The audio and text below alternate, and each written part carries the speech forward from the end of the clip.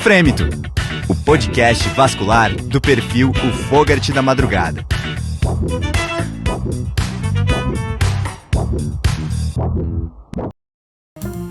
Bem-vindos de volta ao Frêmito, podcast vascular do Fogart da Madrugada. Esse é o episódio especial JVB, escolha do editor, e nesses episódios mensais nós discutimos junto com um dos autores os artigos de maior relevância recentemente publicados no JVB, que é o Jornal Vascular Brasileiro da SBACV. Bom, antes de começar o episódio, eu te peço para que siga aqui o canal do Frêmito, do Fogart da Madrugada no Spotify. Isso aqui é muito importante para que a gente continue desenvolvendo um trabalho legal, científico e de humor.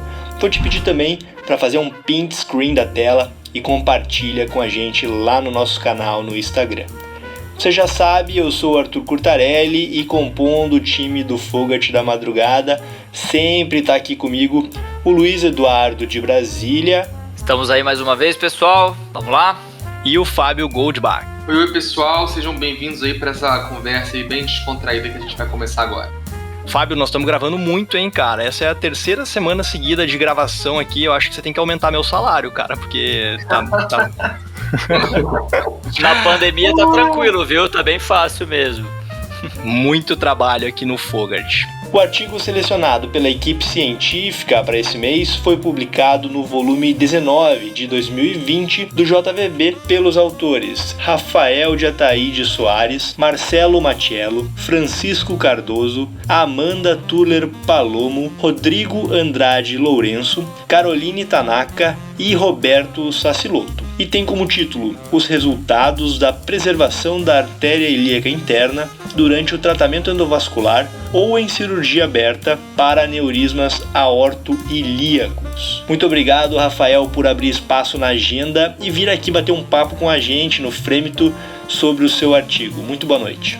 Prezados Arthur, Luiz Eduardo, Fábio, equipe do Fogart da Madrugada, muito obrigado pelo convite. Eu me sinto extremamente honrado em poder dividir com vocês e com a seleta e enorme audiência que vocês têm um pouco do nosso artigo que foi publicado no Jornal Vascular Brasileiro. E gostaria de salientar que é extremamente importante a abertura de espaço que vocês fornecem, seja aos cirurgiões vasculares eminentes na nossa especialidade, os mais conhecidos, quanto também aos autores de papers e trabalhos nacionais, porque isso demonstra a força científica da nossa especialidade e também a importância da produção nacional, no intuito de divulgar a expertise da cirurgia vascular no Brasil.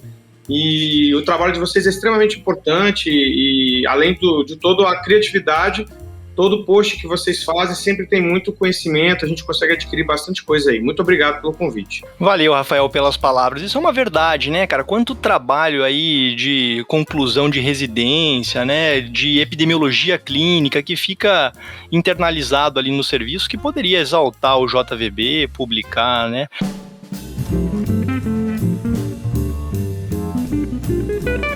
Rafael, a gente sempre começa esses episódios especiais do JVB com a mesma pergunta, que é uma pergunta fundamental, né? O que motivou a equipe a realizar o estudo e, de forma objetiva, quais eram os principais objetivos do estudo? Bom, como vocês já mencionaram a respeito do título, né, que é os resultados da preservação da artéria ilíaca interna, né, no tratamento endovascular ou cirurgia aberta dos pacientes com aneurisma, né? A preservação da artéria ilíaca interna continua a ser um desafio durante a cirurgia aberta ou mesmo o reparo endovascular dos aneurismas aortoilíacos. E a artéria ilíaca interna é a principal responsável pela perfusão pélvica e a preservação importante dessa artéria. Para quê? Evitar isquemia colônica, isquemia medular, claudicação das nádegas e, nos pacientes ativos sexualmente, a disfunção sexual. E é importante saber que 20 a 30% dos casos de aneurisma aorta vão compreender também o envolvimento das artérias ilíacas, né? Então, o que motivou o estudo, lá no nosso serviço, no Hospital do Servidor Público Estadual, toda segunda-feira pela manhã a gente faz uma reunião clínica, a gente faz uma visita geral, que é a reunião do serviço, né? A gente faz uma visita beira-leito, passa a visita em todos os pacientes, junto com os residentes, com os assistentes do serviço. E tem uma peculiaridade no nosso serviço que todos os casos que vão ser operados na semana, ou casos arteriais, ou casos endovasculares, eles são discutidos em reunião. O residente, então, o R3, junto com o R4 e o R5, a gente seleciona os casos que a gente acha que tem que ser discutidos, que vão ser casos mais polêmicos, e prepara-se em PowerPoint. Então, o R3 e o R4 prepara no PowerPoint e apresenta esses casos depois na reunião do serviço. E nessa reunião, o diretor de serviço, que é o Dr. Roberto Saciloto, ele sempre vai perguntando um por um a opinião. Começa a opinião do R4, a opinião do R5, e vai perguntando a opinião dos assistentes mais novos até chegar à opinião dos assistentes mais veteranos, né, os mais experientes, né? E no final a gente faz tipo que uma votação para decidir qual vai ser a cirurgia proposta, o que a gente vai fazer caso a caso, né? E sempre lá a gente tinha essa polêmica. Esse tem aneurisma de ilíaca, aneurisma de aorta que está compreendendo as ilíacas. Está pegando as duas ilíacas internas. E aí, vamos embolizar uma, vamos preservar as duas, vamos fazer uma técnica de preservação bilateral ou uma só. Então isso sempre gerava polêmica, porque alguns assistentes achavam que não, vamos preservar uma ilíaca interna só, que vai ser suficiente. Já tem assistente que acha que tem que preservar as duas ilíacas internas. Então isso acendeu uma eureka, assim, sabe? Uma lâmpada. Poxa, vamos fazer o seguinte, a gente tem uma casuística boa, vamos fazer um levantamento que a gente consegue compilar todos os nossos dados, né? Vamos fazer um levantamento de, então, como é que foi o comportamento dos nossos pacientes com aneurisma aorto-ilíaco que necessitaram de um procedimento para ilíaca interna. Foi daí, então, que surgiu a ideia de estudar a preservação das ilíacas internas, né? Então, assim, porque a gente tem que fazer também um custo-benefício, né? A gente sabe que quando a gente faz um procedimento para salvar a interna, tanto endovascular quanto cirurgia aberta, isso aumenta o tempo cirúrgico, aumenta o grau de complexidade da cirurgia, encarece mais o procedimento também, né, se você for usar endopróteses como as EBIs, por exemplo. Então, isso tudo a gente tem que pesar. Então, o objetivo principal do nosso estudo, como vocês perguntaram, né, foi determinar os resultados da sobrevida e os desfechos clínicos dos pacientes com aneurismas aorto-ilíacos submetidos tanto ao reparo endovascular quanto à cirurgia aberta. Esse foi o objetivo principal. Aí nisso a gente avaliou os desfechos clínicos, a potência sexual, claudicação glútea, isquemia colônica, medular e essas outras complicações.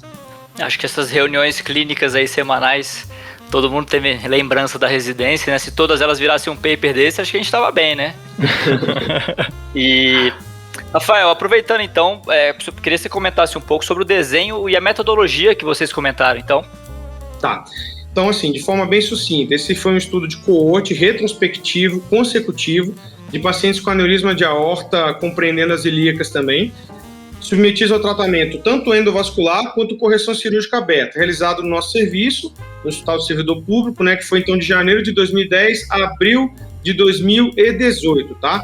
A decisão sobre qual tipo de cirurgia indicar, cirurgia aberta ou endovascular, a gente fazia essa reunião do serviço, como eu expliquei, e lá decidia se esse caso vai ser aberto, porque esse caso anatomicamente não é favorável para endovascular, ou o paciente tem um risco cirúrgico bom. Temos que lembrar também que a gente está no serviço de residência, né? Então é importante também ainda indicar cirurgias abertas, né? O residente que está em formação, ele tem que sair da residência sabendo operar um aneurisma aberto, tá? Então a gente sempre avaliava esses pontos. Além disso, a gente tem um cardiologista no nosso serviço que só passa visita na cirurgia vascular.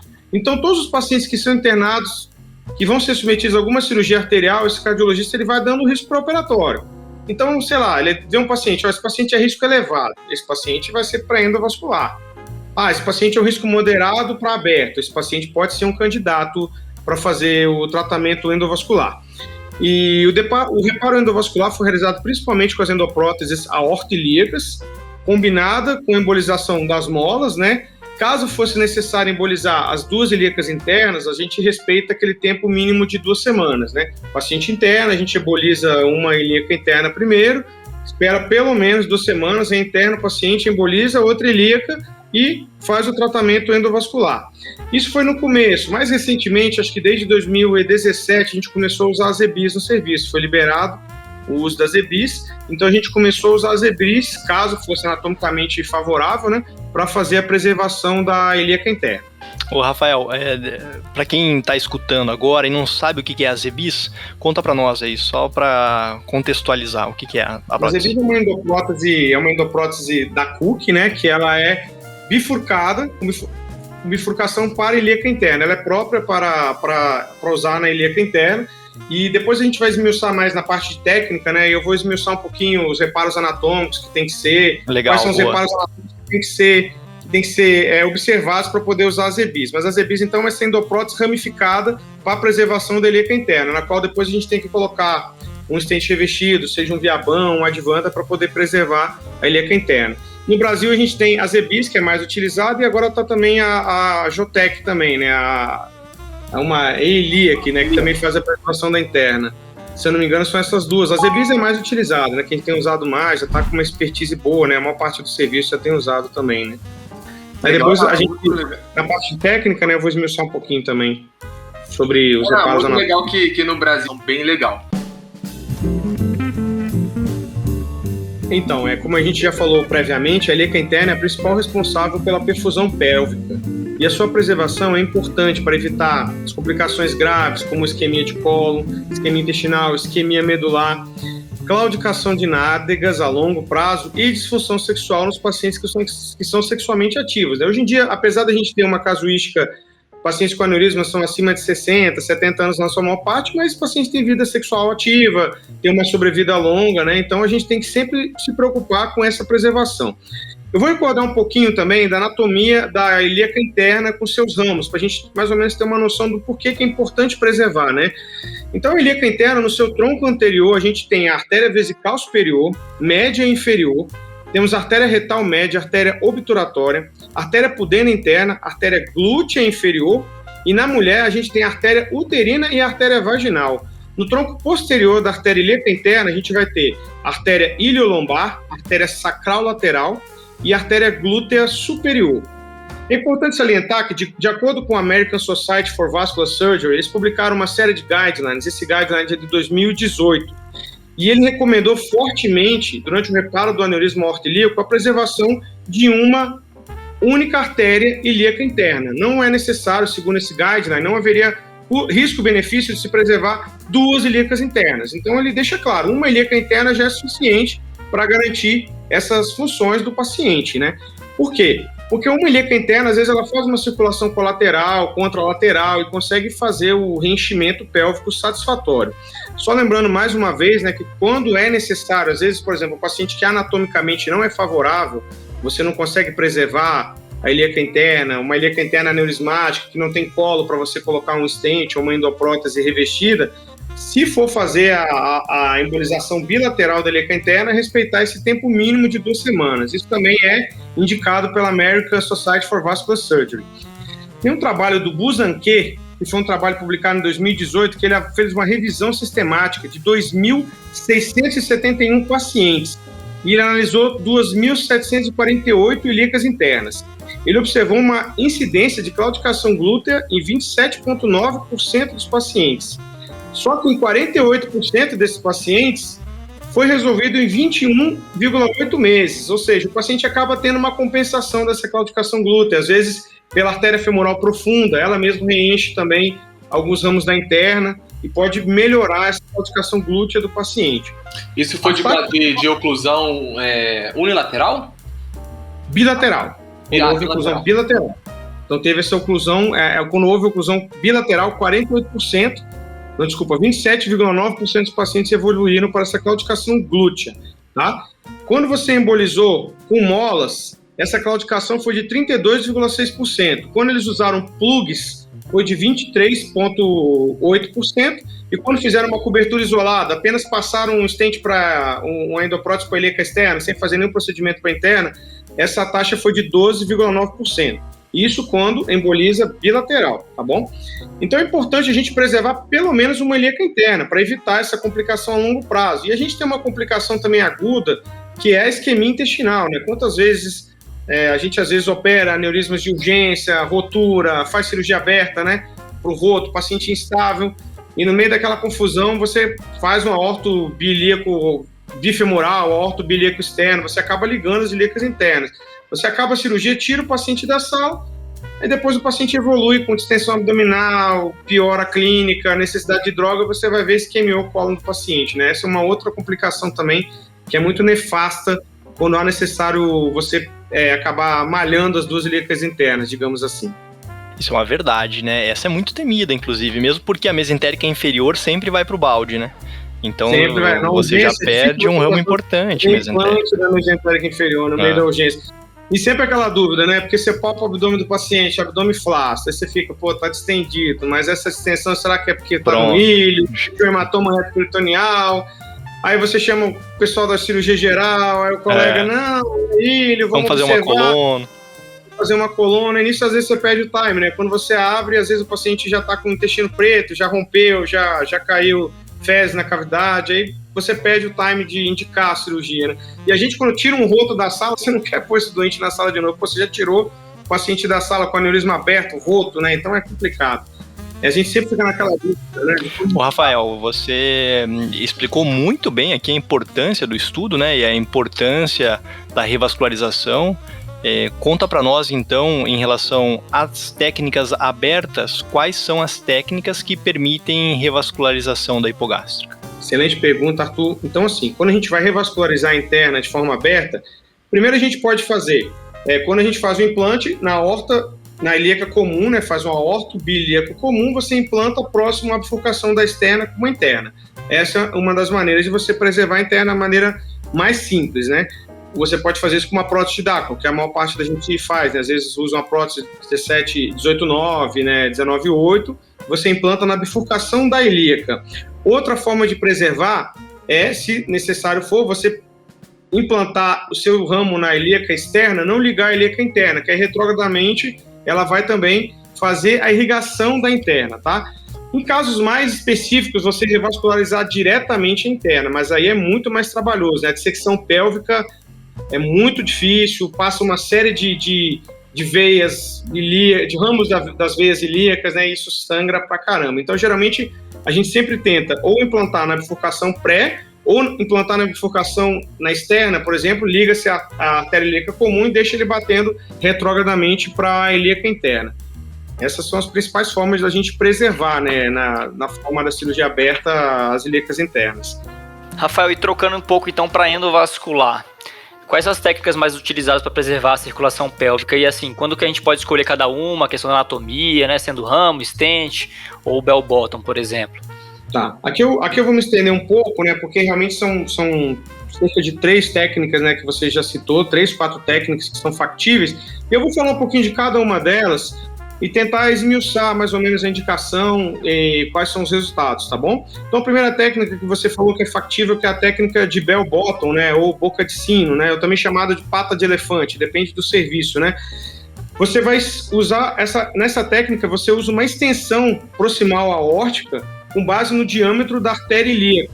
E ele é posicionado pelo menos 1 centímetro de sobreposição dentro do ramo ilíaco distal e por pelo menos 1 centímetro em uma área da artéria ilíaca comum ectasiada ou aneurismática, né? É importante lembrar que a presença de trombo no segmento ectasiado consiste em uma contraindicação à realização dessa técnica, porque o trombo não deixa ver o selamento adequado, vai acabar tendo um endolique.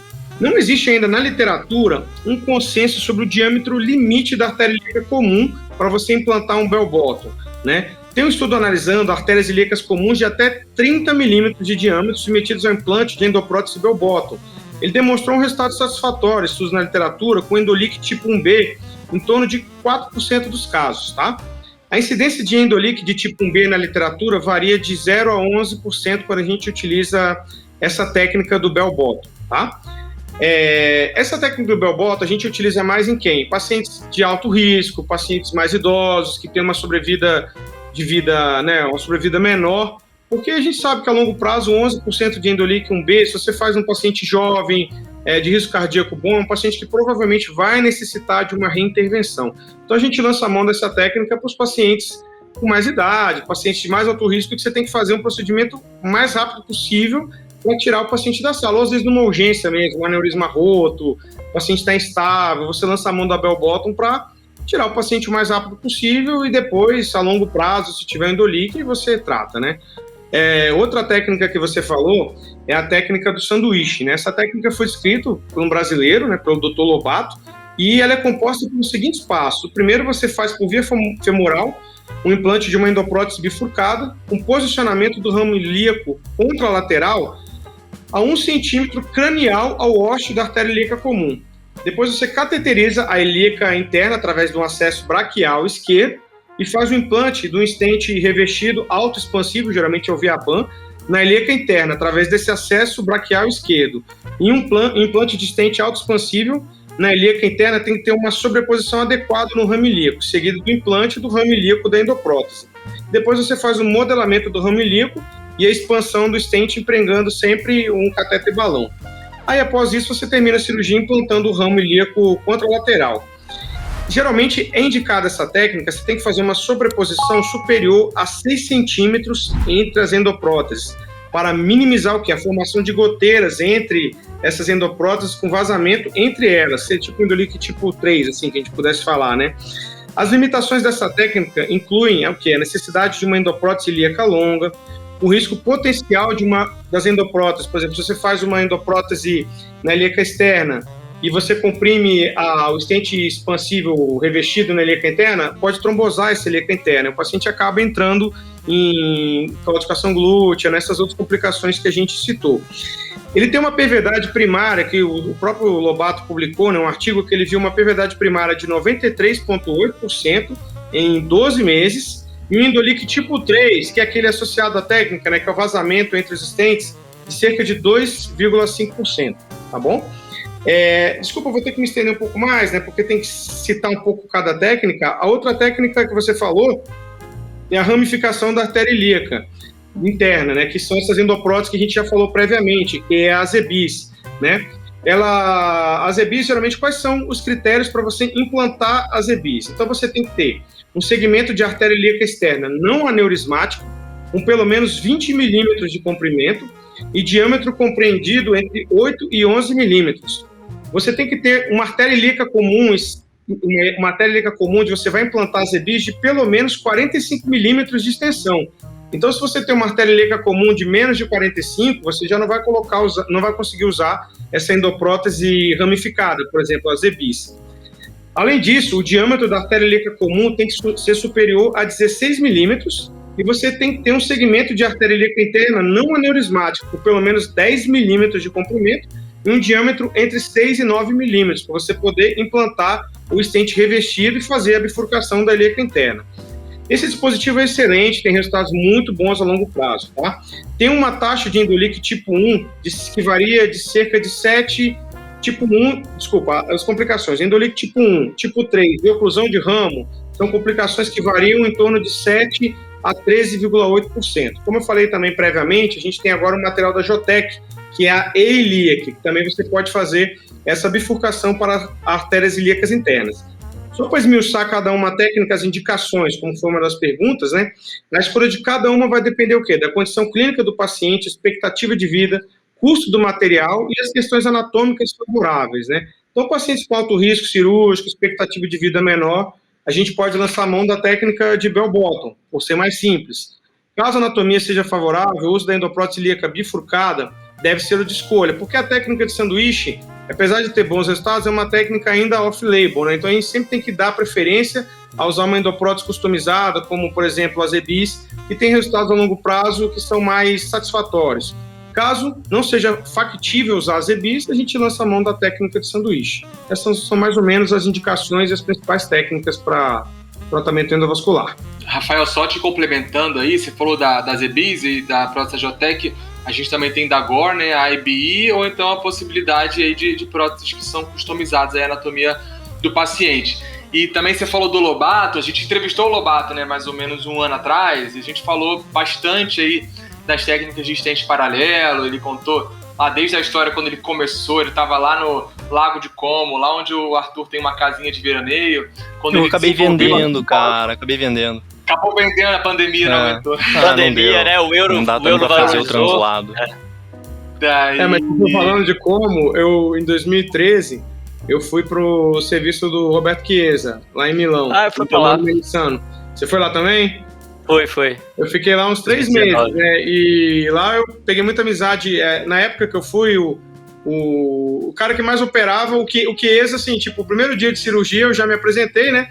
E eu fui conhecer o professor Chiesa, tinha mandado um e-mail pra ele antes, né? Aí eu fui todo formal, né? Fui quase de gravata pra me apresentar ao professor, né? Eu cheguei na enfermaria, de gravata, todo arrumadinho. O assistente lá, que é o Efraim Tubillini, na época, né? Ele olhava pra mim, o que você tá fazendo com essa roupa? E eu tinha estudado um pouquinho de italiano para poder, sabe, tentar entrar mesmo no clima do negócio. Aí eu falei, não, vou conversar com o professor. Não, aqui só o professor que usa roupa. A gente anda de roupa de centro cirúrgico. Scrub. Pode descer e se trocar. Meu, na mesma hora eu já troquei, já pus a roupa de centro cirúrgico e já subi pra enfermaria. Então, tipo, lá é o dia inteiro de roupa de centro cirúrgico, né? E, tipo, foi engraçado, porque a gente acabou de descer pro centro cirúrgico, imagina, eu tava me apresentando, tá? O professor que chegou, vai, lava-te. Eu, lava-te? Como assim? Vai, lava-te. Eu escovei e entrei na cirurgia de carótida junto com ele. Eu era o primeiro auxiliar dele na cirurgia de carótida. Tipo, cara, você acaba de chegar no serviço e você já é o primeiro auxiliar do Chiesa, assim. E você tava falando de como, teve um domingo à noite que a gente saiu. No final de semana a gente não ia no serviço, mas eu deixava o celular com quem tivesse plantão. Se chegasse uma urgência, né? E chegou um torácico roto que veio do Como. O paciente morava no Como, rompeu lá um aneurisma de aorta torácico e o cara foi para Milão de helicóptero para operar ali no San Raffaele, né? E, pô, ficamos operando. Os caras, na hora, tipo, passou a endoprótese torácica, teve de cobrir a subclave esquerda, ficou vazando. Carotide subclave. Na mesma hora, os caras já abrem o pescoço. Meu, é muito cerebral, assim, tipo, como assim? Já vai fazer um carotide subclave? Em 5 minutos já estava acessando a carótida, anastomose, carotide subclave, o carotídeo e toca o pau. Cobriu a carótida esquerda. Então é diferente, assim, o serviço que os caras fazem a aorta com a mão nas costas, assim, é muito legal. Eles fazem 2 infrarrenais numa manhã, né? Numa manhã, cara. Eu assim, aberto. 5 horas da tarde, tipo, tinha acabado um tóraco. Pô, um tóraco lá eles fazem 4 horas, um tóraco abdominal, troca a aorta inteira. E, tipo, 5 da tarde, qual que é a próxima? Não, a gente vai chamar um aneurisma aberto. Como assim, cara? 5 da tarde é um aneurisma? Meu, na boa, 1h30 de cirurgia, pele a pele. E as varite, 7 horas. 7 horas tem varizes ainda pra terminar o dia. E aí, cara? Meu, e faz aquelas incisões. Lá, o italiano não tem essa mesma coisa que a gente tem com a estética, né? Lá eles fazem incisões grandes e mete o Kelly, vai tirando às vezes com o Kelly mesmo, entendeu? Então foi uma experiência boa. Pra gente, você falou em como, eu acabei lembrando disso aí.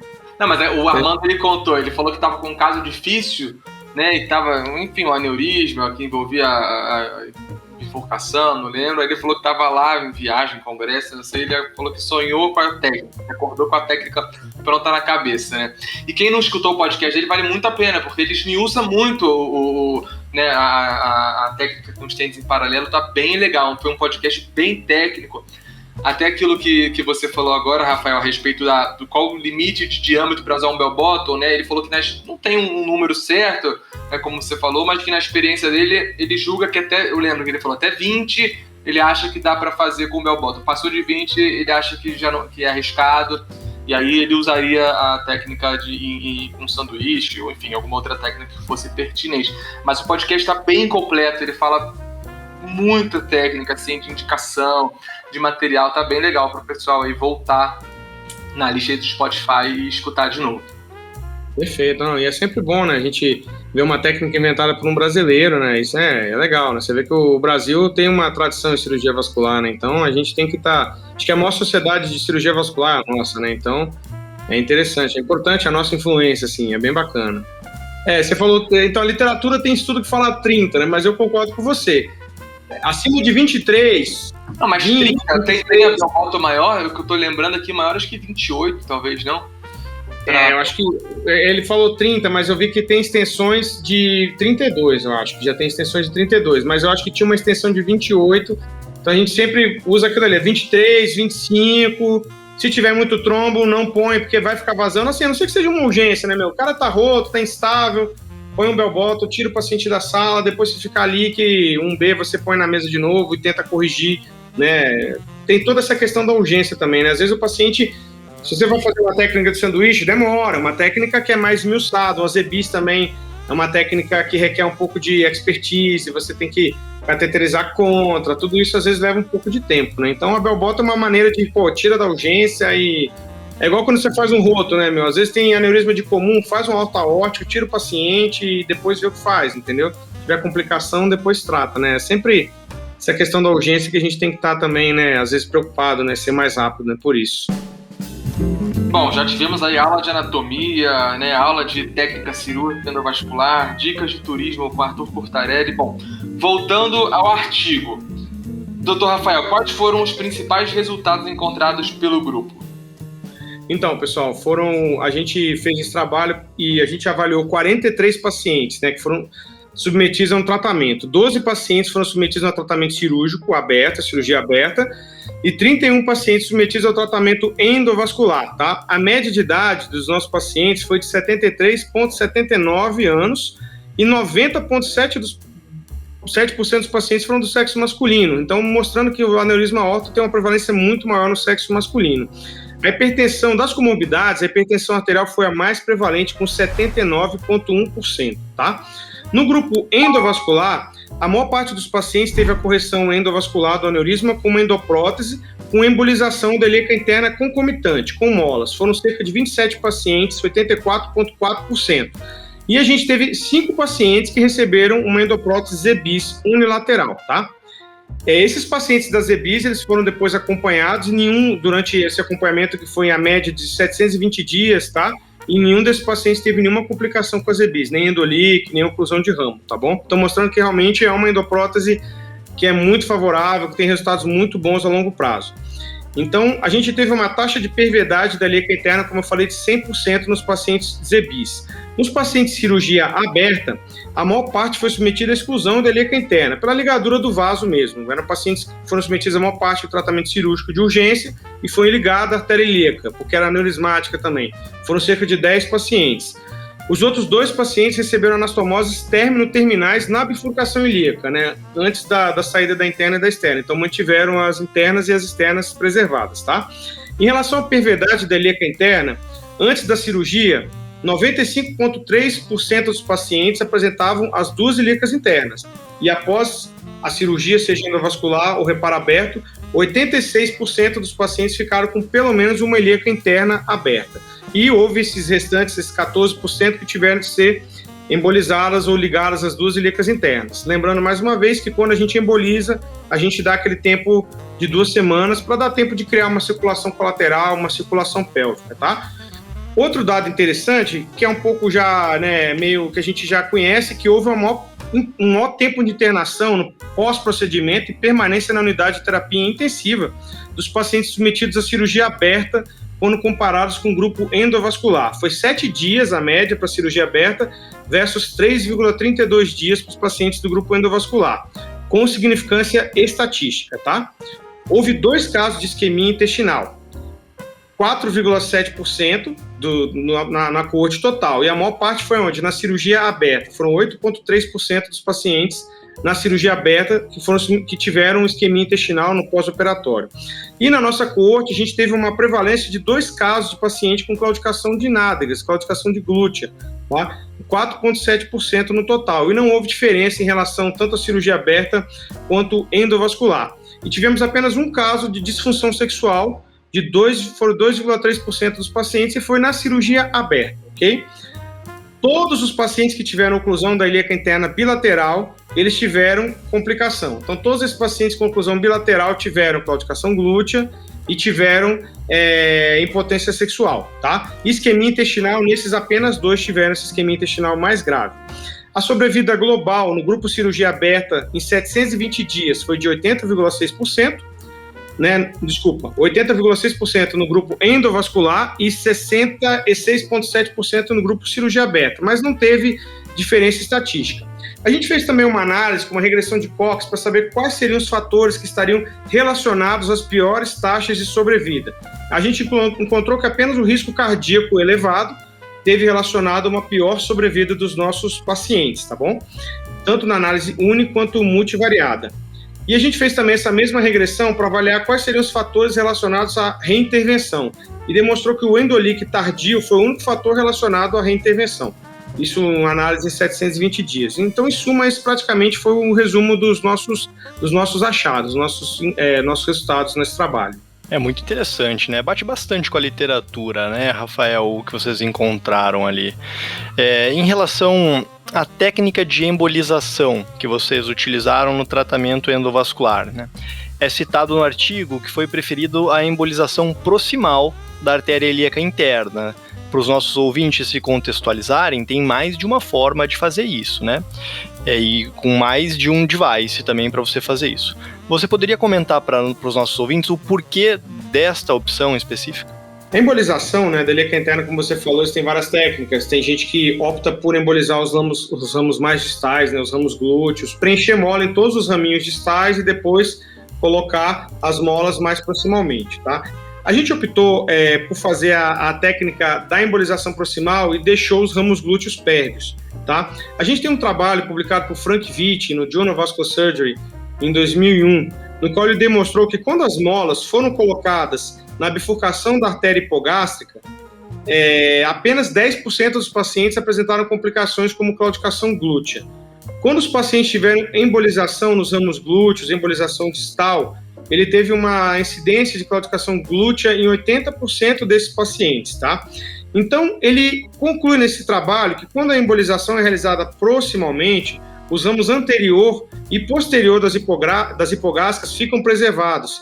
Então, esses ramos acabam fazendo anastomose entre si, faz anastomose com também a circulação pélvica contralateral e garante um fluxo. A embolização proximal, realizada de forma adequada, ela impede o fluxo anterógrado no interior da artéria ilíaca interna e reduz também o risco de endolíquios tardios, da mesma forma que previne essas complicações secundárias à oclusão dos ramos distais, como a famigerada claudicação glútea. Por isso, então, que no nosso serviço a gente opta por essa técnica de fazer a embolização proximal e deixar os ramos distais, porque depois a gente também vai fazer a cobertura, né, com a endoprótese revestida até a ilíaca externa. Então, a incidência de endolíquico tipo 2 tardio é muito baixa nesses pacientes. Então, vale a pena você tentar embolizar só proximal e evitar a claudicação, evitar essas outras complicações como impotência também sexual. Que legal. Ô, Rafael, e qual que é a preferência técnica do grupo? É fazer a embolização via femoral ipsilateral ou contralateral? A gente faz a embolização via femoral contralateral. A gente prefere sempre por contralateral. A gente acha que é mais factível fazer punção contra do que ipsilateral. Ipsilateral dá um pouco mais de trabalho para cateterizar. Às vezes na curvatura do device você perde, né, a cateterização da ilíaca interna. De forma contralateral fica mais anatômico, né, até para o device, com as molinhas, para você poder locar dentro da ilíaca interna. Rafael, e puxando de novo aquele assunto que você comentou sobre a técnica aberta com a endo, da questão da reintervenção, né, que você falou que foi uma taxa de 26,4% no grupo endo, principalmente pelos endolíquios. Como uma escolha pessoal, se você, então, assim, fosse considerar todos esses fatores, a gente queria que você comentasse um pouco desse dado e quanto isso pesaria na sua escolha técnica. Sim, isso é verdade, né? A gente achou uma taxa de intervenção de 26,4% e bate com a literatura, né? Porque quando a gente escreve o artigo, né, quando a gente acha os resultados, depois na discussão você tem que comparar os seus resultados com o que tem na literatura, né? Para saber se o seu estudo é factível, se está dentro do que bate a literatura, né? E as taxas de reintervenção na literatura variam de 16,7% até 30%. Tá? Na nossa coorte, o principal fator relacionado à reintervenção tardia foram os endolíquicos tipo 2, tá? Endolíquico tardio. Ocorreram 6 casos, tá, de embolização de ilíaca interna com molas associada à embolização com cola. Depois, quando a gente fez a reintervenção, né, a gente teve de reembolizar essa ilíaca interna e embolizou com cola também usando o Glubran, que foi o material escolhido pela nossa equipe, tá? E houve 3 casos onde a gente colocou a extensão da prótese do membro para a artéria ilíaca externa, associada à embolização da ilíaca interna, tá? Como a gente observou, a sobrevida global em nosso estudo, em 720 dias, foi semelhante, tanto no reparo aberto quanto na cirurgia endovascular. Teve um estudo no Reino Unido que foi publicado lá no NIHS, lá, que eles têm dado preferência para cirurgia aberta nos aneurismas de ilíaca. Nos pacientes que têm bom risco cardíaco, eles têm dado preferência a operar o paciente aberto. Por quê? A gente sabe que a mortalidade da cirurgia endovascular é menor que a cirurgia aberta, isso em 30 dias, né? Mas passados esses 30 dias, a sobrevida global é semelhante entre ambos os grupos. Então, eles acreditam que a longo prazo, a taxa de reintervenção que você vai ter no grupo endovascular não compensa você operar esses pacientes endovasculares. Isso é um achado lá desse trabalho do Reino Unido, né? Tecnicamente, assim, pessoalmente, eu acho que, assim, paciente que é bom risco cirúrgico, paciente jovem, tem uma sobrevida ampla, tem que ser aquele paciente muito liso, assim, sabe? Um bom risco, sem coronária, fez um CAT, não tem nenhuma evidência de cardiopatia isquêmica, a se considerar fazer cirurgia aberta para esse paciente. Às vezes o paciente de 50, 60 anos, porque ele vai ter uma sobrevida muito longa, né? Já o paciente já mais idoso, o paciente que já tem um pouco mais de comorbidades, eu acho que técnica endovascular, apesar da reintervenção, tem que ser lançada à mão. É que hoje em dia, realmente, a pressão é muito difícil você indicar uma cirurgia aberta para um paciente jovem, né? O paciente já questiona, poxa, mas para que você vai me operar aberto se tem a endoprótese e tal? É que aqui no Brasil, a gente, né, quando você opera um paciente, principalmente tanto nos serviços públicos que tem a técnica endovascular, a gente acaba lançando mão da técnica endovascular, no convênio também, né? Mas lá você vê nesse grupo do Reino Unido, que lá você tem só um sistema público, eles avaliam tudo, questão de custo, eles preferem indicar uma cirurgia aberta, eles acham que é mais factível do que o paciente ficar sofrendo reintervenções a longo prazo. Isso aí é da escola do Chiesa também, né?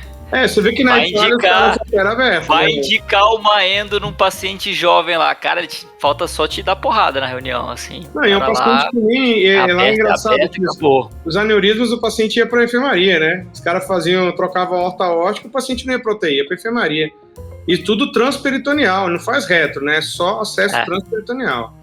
Então, assim, né? Com o serviço, com a experiência que eles têm, com a mortalidade baixíssima, você vê um paciente em PO de aneurisma não vai nem para UTI, né? Realmente não justifica o cara fazendo endovascular lá, né? Realmente os resultados deles são resultados muito bons. E não é resultado que você fala, esse cara tá mentindo. Não, a gente que frequentou, que viu, realmente os caras tiram, meus. Eu vi 6 tórax abdominal lá. Um paciente teve complicação que ficou com paraplegia, mas era um paciente que já tinha uma endoprótese torácica prévia e fez uma dilatação embaixo da endoprótese torácica. Então, era um paciente que tinha tudo para evoluir mal. Esse paciente não morreu, mas fez uma isquemia medular. Os outros 5, eu vi de alta, cara. Eu vi os pacientes indo embora. Com aquele maracanã, né? Aquela incisão gigante, e os caras foram embora para casa, viu?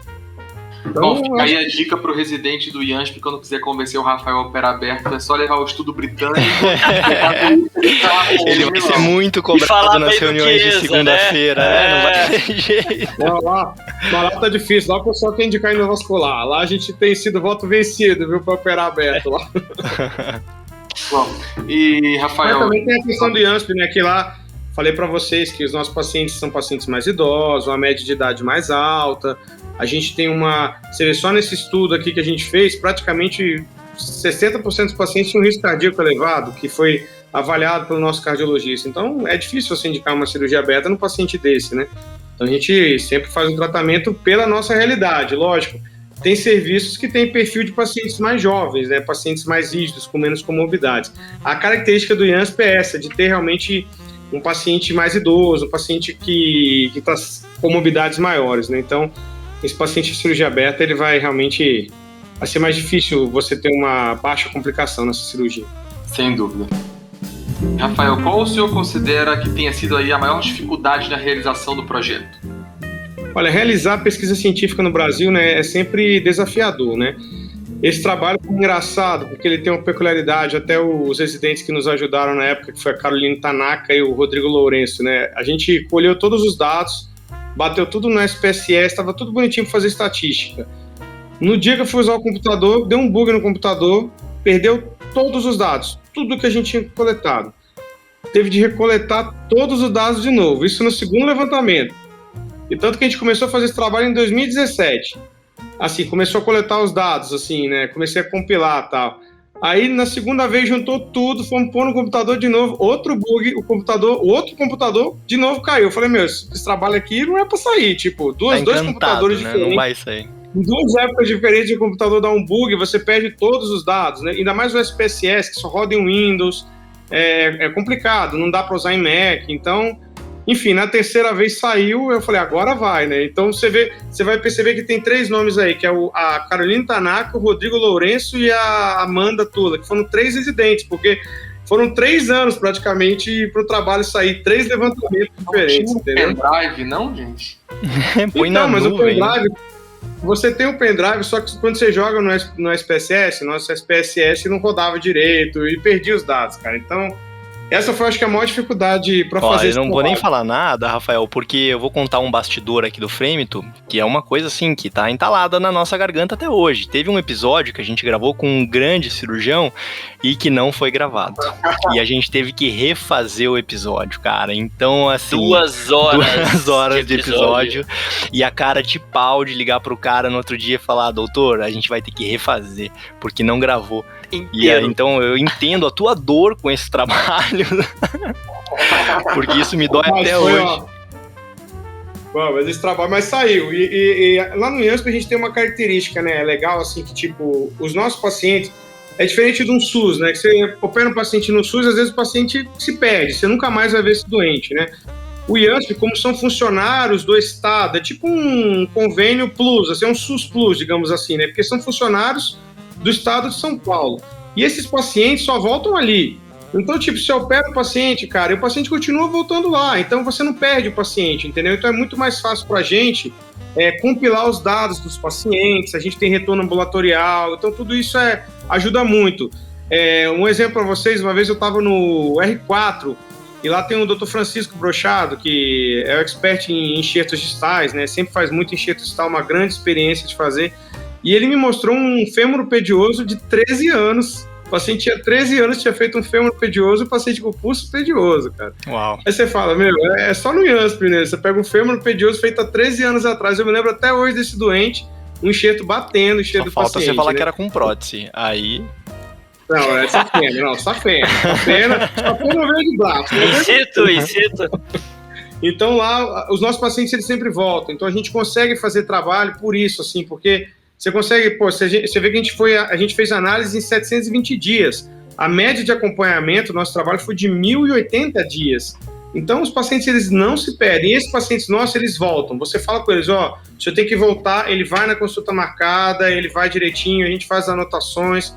Então isso ajuda muito ali a gente fazer trabalho, entendeu? Por causa disso. Não é um paciente que, tipo, opera no IANSP, aí vai fazer um pós-operatório num ambulatório, no AME, por exemplo, e se perde por aí. Não, ele volta no servidor, entendeu? Então a gente consegue acompanhar, consegue fazer as tomografias de controle, ver se teve endolíquica, alguma coisa assim. Então tem essa vantagem do IANSP, digamos assim. Brincadeiras à parte, você tem toda a razão, né? Falando um pouco mais sério agora, a gente admira muito quem vai atrás, faz e não mantém o trabalho dentro do serviço. É uma casuística interna que serve para muitas coisas, né? Inclusive o que a gente está falando aqui agora serve para outros serviços, né, cara? Quando a gente entrevistou o Dr. Gustavo Roderich, que é uma entrevista icônica também no Frêmito, ele falou que no começo da carreira dele, ele percebeu que ele seria alguém, ou que ele cresceria, quando ele começasse a relatar a prática dele. E tudo que ele faz, ele relata. E é isso que vocês fizeram, então, sem sombra de dúvidas, o serviço tá de parabéns, você também, né? A gente agradece muito por você ter vindo aqui contribuir com a gente, com os nossos ouvintes. A gente está chegando no fim aqui do podcast e eu vou te pedir para que deixe uma mensagem final, uma mensagem especial para a galera mais nova, que é contemporânea a nós, ou que está na residência.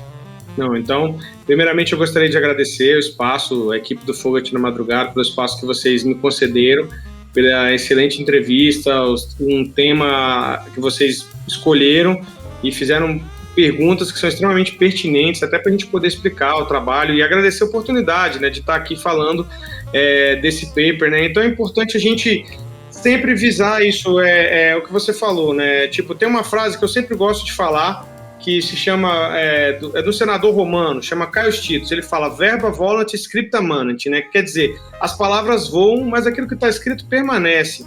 Então é importante a gente tentar registrar isso. Você tem uma casuística boa, você tem umas condições de fazer trabalho, é importante tentar fazer a publicação, a divulgação, mesmo que sejam resultados internos, mas quando você faz a comparação com a literatura e você publica, sempre está acrescentando alguma coisa. E é importante isso, porque a ciência só cresce assim, né? Você vai publicando, você nota, como foi, por exemplo, você citou o Armando, né, o Lobato, ele teve um insight, criou uma técnica, se ele não publicasse aquela técnica, aquilo ia morrer com ele, ou alguém ia publicar aquela técnica em cima dele e ele ia perder o crédito. Então a gente tem que estar sempre, sabe, visando tentar fazer isso, né? No servidor a gente sempre tem um estímulo para fazer, desde que eu fui residente, tinha o Dr. Francisco, que sempre estimulava a gente, e agora eu tenho tentado fazer, junto com outros colegas, a gente sempre tenta estimular os residentes a fazer as publicações. E é isso, é sempre tentar pensar nessa parte de publicação, ainda mais quando você é residente, está no serviço acadêmico, ir no congresso, dar uma aula, levar um trabalho para um congresso,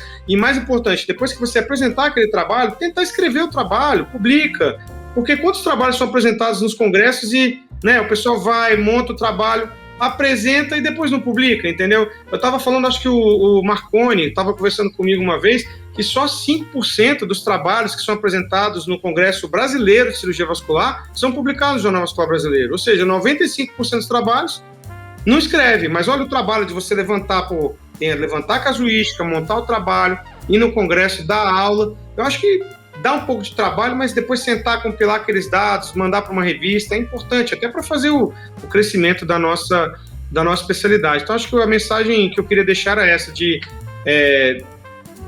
num serviço de residência, tente fazer, tente ir atrás, tente, depois que apresentar um trabalho, tente escrever, publicar. E, lógico, quem for seguir depois essa carreira, né, é sempre importante a gente ter pessoas estimuladas a fazer a produção nacional, é importante para a expertise da nossa especialidade. Agradeço muito ao convite de vocês e agradeço também a audiência aí por estarem compartilhando com a gente aí essa experiência. Muito obrigado, viu, pessoal? Mais uma vez, Rafael, e a todo o time do IANSP, aí, autor do trabalho, parabéns e obrigado. Chega ao fim mais um episódio especial JVB Escolha do Editor do Frêmito, o podcast vascular do Fogart da Madrugada. Se você está escutando isso aqui agora pelo Spotify, não deixa de compartilhar a gente no Instagram. Faz um print screen e manda para nós a foto do podcast e de você utilizando o catéter Fogart. A gente se encontra no próximo episódio. Até mais. Frêmito, o podcast vascular do perfil O Fogart da Madrugada.